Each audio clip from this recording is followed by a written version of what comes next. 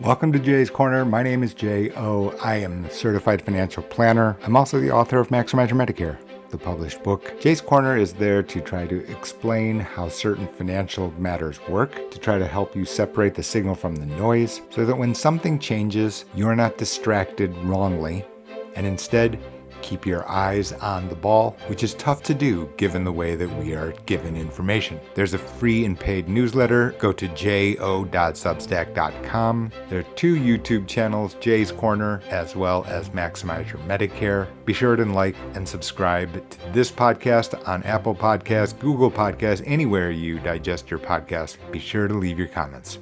Let's begin. Welcome to Jay's Corner, everybody. My name is J.O. I am, as you can see there on the left-hand side of your screen, I am an author of a published book on Medicare. I am also an education fellow for the Alliance for Lifetime Income, certified financial planner. I started GH2 Benefits, gh2benefits.com.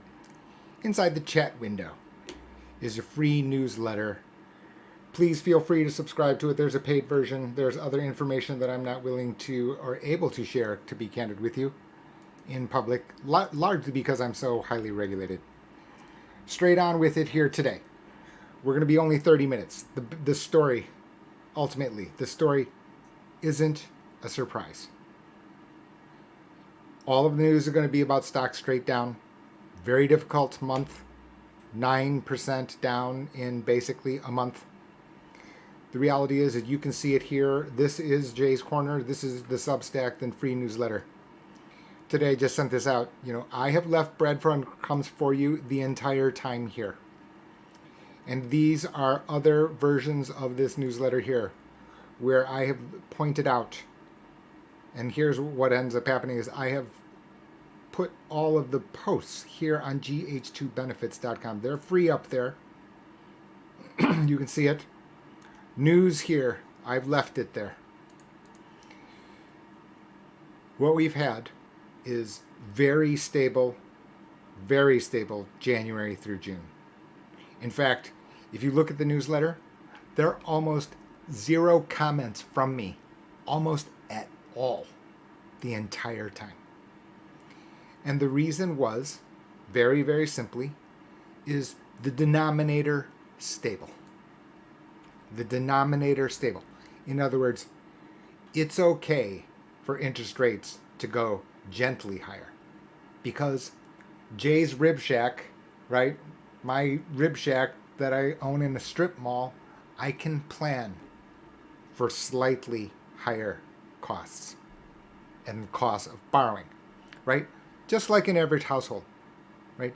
If you know that Cheerios is going to be from $3 to $3.25, you can plan, you can make adjustments to it.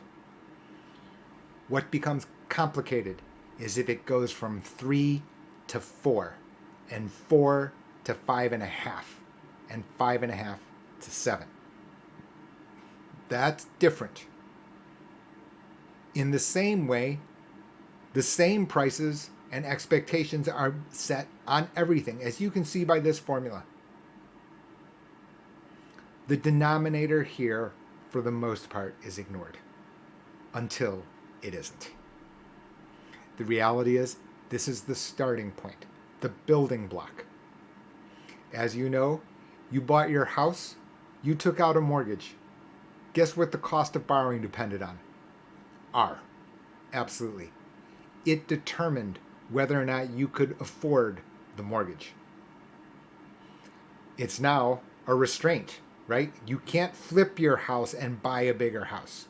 It's tough. Why? Because the cost of borrowing is so much higher. And as a result, and around we go, permeating through every part of everyday life, including companies. So I make up Jay's Rib Shack as my, silly little analogy, right? But the reality is, those problems are actually real. For example, right here. I've pointed this out in other videos here on this channel, on the effect of inflation here and what ends up happening. You can see it. Costs higher every day. Labor inputs. I can't borrow now. Silicon Valley Bank didn't help, right? Because now the small banks sitting on commercial loans made to the local mall, which is now having full of tumbleweed, they've got assets that they are not going to be able to collect their loans on. So they're going to turn around and lend money to Jay's Rib Shack? No, they're not. This is just common sense. It's also common sense that is largely glossed over. It's funny, right? The strange thing about financial topics, financial fluency, literacy, these to me are too fancy terms, right? The strangest, oddest thing to me is that people have one set of logic of common sense that I'm sure that everyone has. I'm sure of it, right? Costs are higher. What do we have to do? We either have to earn more or we've got to cut costs and make difficult choices. This is everyone. This is now affecting people even with $1 million, for sure. Companies, you can see it here. Well, Jay's Rib Shack, by this list, you can just see all of these things here. We've got problems. We've got problems, right? Jay's Rib Shack has a problem. This you will be able to ask anyone, local business owner. They're facing the same thing. So you can understand that I'm like incredulous here that somehow we are stuck when we're considering financial markets.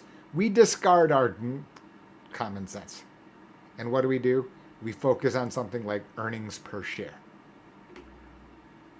This is the graph of the 10-year U.S. Treasury interest rate, up a stunning, greater than almost a 1.25% on a basis here of 3.75, and you can see it.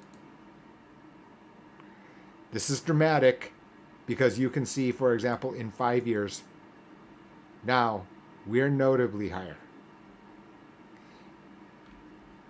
And in the long term, you can see this, which is, you can't see this, but now you can see from down here, down from 0.45 to 4.8. Levels we've not seen since the Great Financial Crisis. I'm not saying today is the Great Financial Crisis. I'm not. That all said, we do have this turmoil here, and now all of a sudden you can see September is suddenly nasty. Let's just go to it quickly. During this post, which I sent on September 21, I was updating people about the fact that I have even a smaller closed list that I call the stable. And on July 29th, they received this email, which was titled, "We're going to party like it's 2022." When the denominator is this unstable, let me just shut this thing off. When the denominator is this unstable, I sent out this email. And now all of a sudden, what I'm really talking about here, the thing that I saw is, my point is that lack of volatility and lack of changes in the relationships of the factor, which are much bigger than your earnings guess. Today is pretty much the first time all year that this was challenged. This is what I call the glue. This is what I call the glue. I've spoken about it not only in the newsletter, but I also spoke about it here with Ann Lester, who was a portfolio manager for JP Morgan on targeted date fund. Quarter was a very peculiar time for me, my observance of markets, meaning that what you had was, we had a huge hedge fund blow up involved in TMT stocks, telecom media stocks. And we saw a bunch of dislocation. At the same time, the Federal Reserve was clearly saying, look, my foot's going on the gas. It's going to stay on the gas. That would have reasonably changed the inputs to, now geeky, right? That would have changed not only your expected returns on your portfolio, your grid of of returns and standard deviations of those asset classes, but also the correlations fairly dramatically. And here it is, right? Which is that I'm talking here with Anne about the glue, and she knows what it is. I mean, there was no disputing her qualifications. No, that is beyond dispute. But this was just professionals talking at this language about the portfolio construction and the inputs to portfolio construction, which have nothing to do with whether or not I think Meta is worth $300 a share. They have nothing to do with it. What they have to do is with your understanding of this and how it affects the relationships of securities, assets with each other, with one another. That is then the key. I've stated it here. I've shown it to you here. This is from Portfolio Analyzer. You can go and see it. And what I'm going to show you here is I did this a number of months ago, which is from January 21 to February of 2023, this year, you see a very high correlation. This is pretty alarming. Right here during a troublesome time is we don't want to see this. Because if they are too high, so what this is IVV is the S&P 500, AGG is bonds, so stocks and bonds. So generally speaking, right, when you run a diversified portfolio, you have some X percent of stocks and 100 minus X, more or less, of bonds. And they counterbalance each other. What happened in 2022, very, very clear. There was a total breakdown in this. I'm not going to review with you Hurricane Henri video. I've mentioned it here on this channel probably 100 times. We saw this at the end of 2021. We saw it continue on in 2022, and then the bottom dropped out. It wasn't because we had predictive power over the direction of stocks, foreign exchange, bonds. It has had we an observation of this relationship with one another. And you can see it here that this may seem, okay, well, this is meaningless. But you can see how much it moved.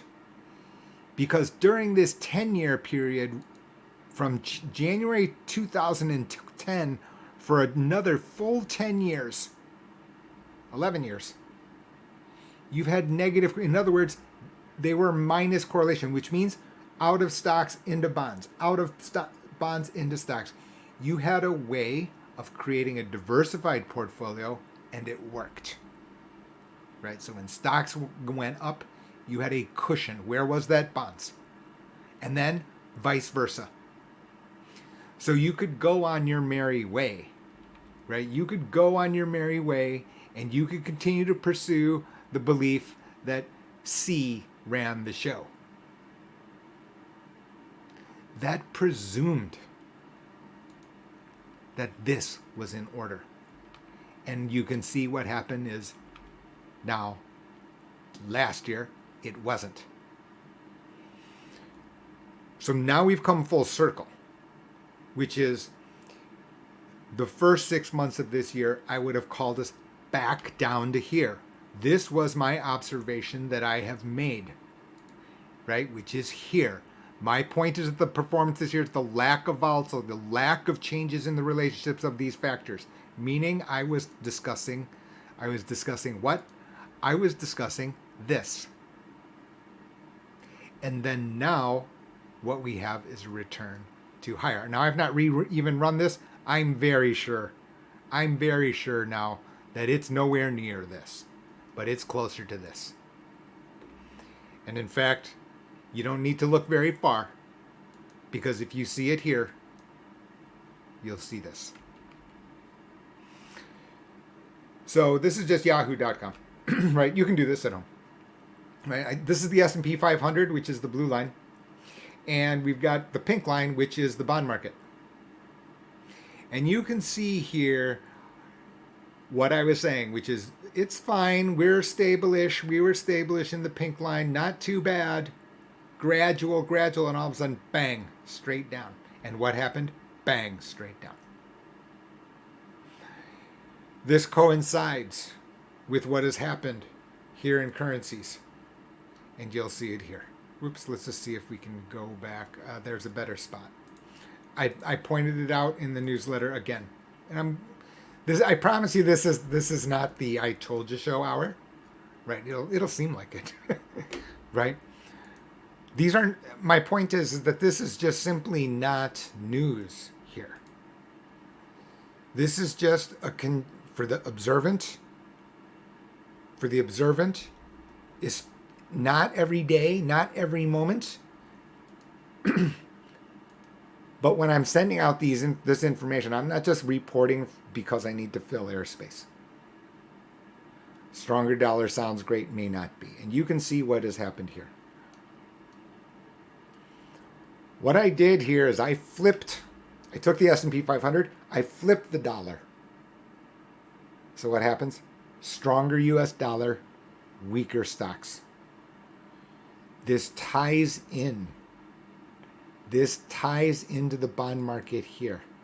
It absolutely does. And the glue, the reason that they are tied together is also here in Jay's corner that I have described in the past. And where is it? You can see down here at the bottom, I've got so many different topics. The carry trade. Here it is. Global investors, are looking across the planet. They are looking across the planet at what? They are looking at the bond markets. They are looking at the difference in interest rates on bond markets. Why? Because the biggest owners of financial instruments are who? Pension funds, who have to pay pensioners over long periods of time. That's why there's so much attention out here on the 30-year, the 50-year. You can see it here. The point is, let's just go to Germany, and I'll show you because it is obviously the flag waver of the European Union. No one is disputing the strength, the quality and strength of the U.S., of the German economy relative to the rest of Europe. No one is disputing that. You can see this.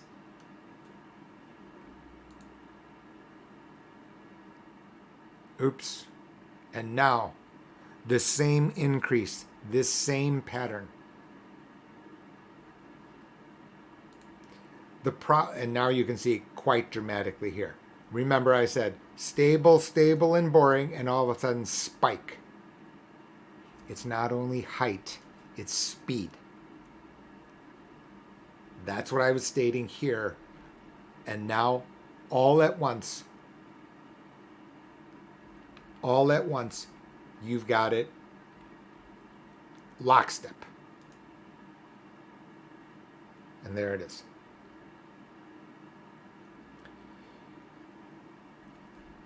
The problem here is based on how I named today's newsletter, which is seeking bond buyers.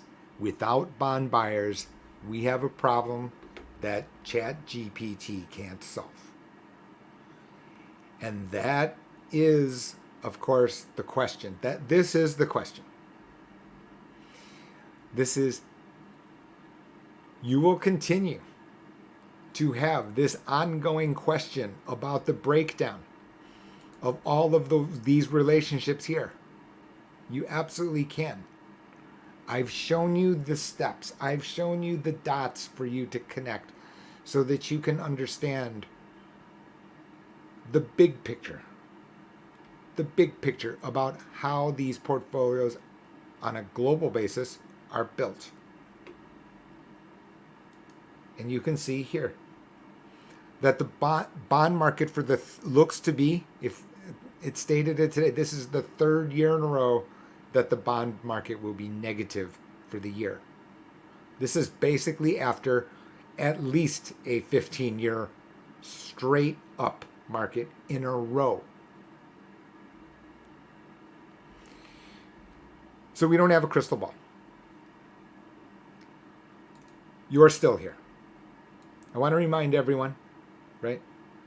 You can have these different ideas. Oh, the trend is your friend, and all these, snappy cliches. The best predictor of tomorrow is, the best predictor of tomorrow's weather is today's weather.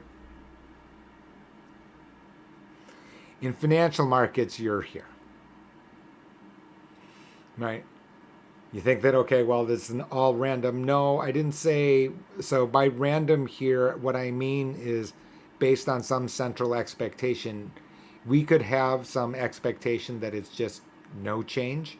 There's going to be, that can be the center, but there's going to be error around it. It will not be precisely no change. It could have been up or down. What does this mean for everyday people? A couple of things. And I thought to then tie this up here, like I said, only about 10 minutes ago. So this is in Suit of the Perfect Portfolio. This is a book that I'm showing you here. It's on my my reading list here. I've got a Jay's Corner reading list here on Amazon. It's called In Pursuit of the Perfect Portfolio. There it is. It's a who's who. And this is Myron Scholes, the person who probably built one of the absolute cornerstones of modern finance. And this is his point here. And it's highlighted here for you on the screen. If you have an investment horizon of 10 years, then what happens each year matters. Because compound returns multiply, they don't average. Furthermore, avoid the use of average returns. The average arithmetic return is a flawed measure. It may be able to evaluate whether a manager is outperforming on average, but it doesn't talk about the ideal portfolio in investing. In other words, the problem is when someone is thinking about crossing a river, you don't tell the person if they can't swim that on average this river is only half a foot deep. We have only one life to live. We are only crossing the river once. If you cross the river at the 20-foot part of the river and you can't swim, you drown. You don't get back again. Now this is pretty dramatic, but in fact, I've spoken about it here.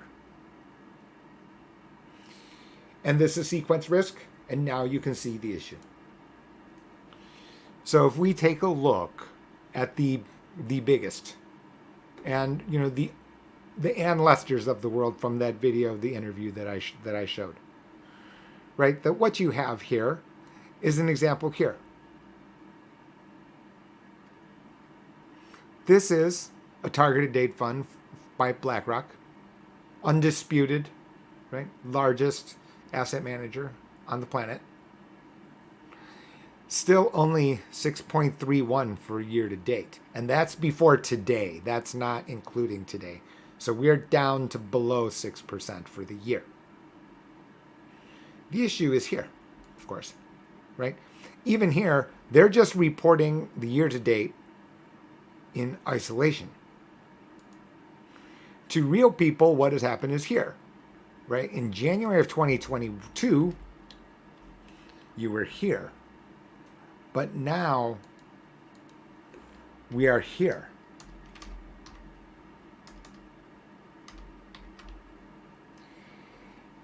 And so now what happened is, let's say you started out with 100, you're down 17%, and I just use that as a Vanguard number. Vanguard number said that average 401ks, retirement funds down 70% in 2022. Now you're down to 83. And now you're up 5.5. Now, if you add these together and you look at this, it looks like, okay, well, you're down 11.5. No, you're not. You're not. You're down by 12.44.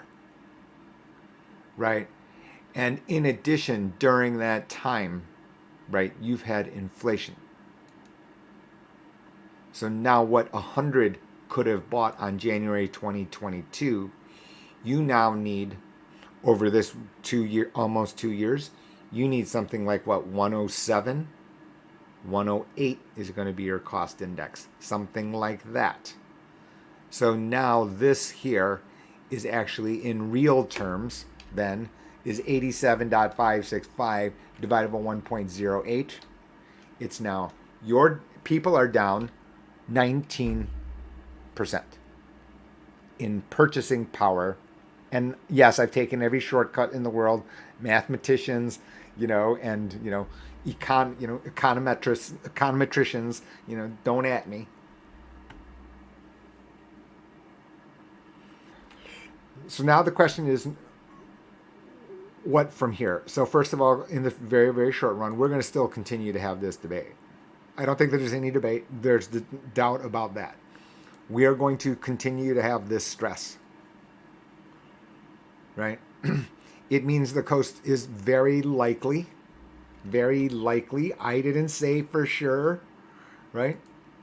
Today is not financial advice. I don't have a crystal ball. But until this type of turmoil stops on the biggest markets in the world, which are interest rates and foreign exchange, it is difficult to find a path where blue turns more stable. Blue depends on stability here. Absolutely depends on it. It's not going to matter whether Zuckerberg puts TikTok out of business. No, not even close. Right? Swiss National Bank and their pensioners don't care about your 50 shares of Meta. They don't. Nor should they. And like I've stated in Jay's Corner on multiple occasions, it's not that they're going to send you a memo,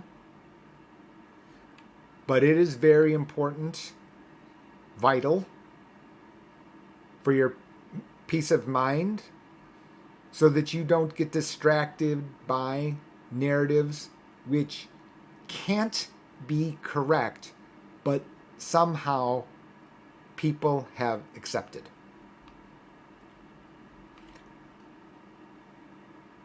I realize that I'm probably beating a dead horse. To the people who have followed Jay's Corner for years, right, who have known me for years, who have been part of the stable for years, none of this is new. Not one iota is new. Nothing. Right? This is just another iteration, another episode, if you will, something we have not seen in a long time. We've got people who are saying they're financial professionals, everyone, who have never seen this. That doesn't mean that they're not smart, etc., etc. No, I didn't say, or they're well educated. I'm not saying any of that. Right? Again, don't at me on stuff that I'm not saying. Right? I'm not talking about that. But what I am saying is they've not seen this. Right? This is 0.5% over here. 0.5%. And if you don't think we have more to go, could have more to go, if you continue to go higher, without a buyer, right? Here. And again, I'm not here to settle. I'm not here to settle subjective stuff like what it's worth, right? My simple reminder is I think that this thing is worth $1,000. It doesn't matter unless someone's willing to pay $1,000. In the same way, if we have no buyers of bonds, we're going to continue to have higher R. And the issue is, we've been under this Kool-Aid, narcotic, where the buyer of all my spare elephants here has been the Federal Reserve. Except for now, they're the seller. In other words, we thought the richest guy in the neighborhood was a buyer of all the houses on the subdivision, so we front run him, right? By buying the shack on the same subdivision because the rich guy is going to buy 3 houses. What happens if the rich guy is a seller of the houses? And now you can see that the worm turns. And now all the presumptions that you've had and the weaknesses in the logic that said, oh, only pay attention to the numerator, they fail quickly. And as a result, what has happened? People who wrongly listened, they ended up here, subject to here. It's not too late. It's not too late. Because since we are, and this is literally going to be my last point, which is Mr. Market has given many people a gift. I said this when July 10th. It was partially luck. I'm not going to kid you. It was partially luck, right? We're not sure. We can't time everything. July 30th, July 10th, right here. To go up to here and then now back down. At this point in time, I wrote this newsletter to say, look, reevaluate stuff. Reevaluate where you are so that you can actually understand, because as I said, nothing said for sure we're going to bounce. I do reject this. I actually didn't make this a point between Ann and myself. She said it twice. She said it comes back immediately, and it always does. Well, you know, if you're wrong, the issue is if you're wrong, then you run into this. If you're wrong in that instance, you run into this. And this is because this is your time that you're swimming across the river. Questions, comments, info@gh2benefits.com. The subscription link is there in the chat. I'll also have it there in the comments. I'm Jay. This has been Jay's Corner. Thank you so much for joining. If you've liked today's video, there's a ton of this. Nobody notices it. I'm not good for the algo, right? Because I'm all over the place in things that look like they're unrelated. YouTube's trying to drive you into small little niches. The bond market, the corporate bond market, the mortgage-backed bond market, and then equities, tech stocks, value stocks, consumer, mutual funds. But the reality is these basics are interrelated. You can't just think of these topics as individual silos, because at some point, the interrelationship will either create opportunity or problems for people's overall financial well-being. Thanks.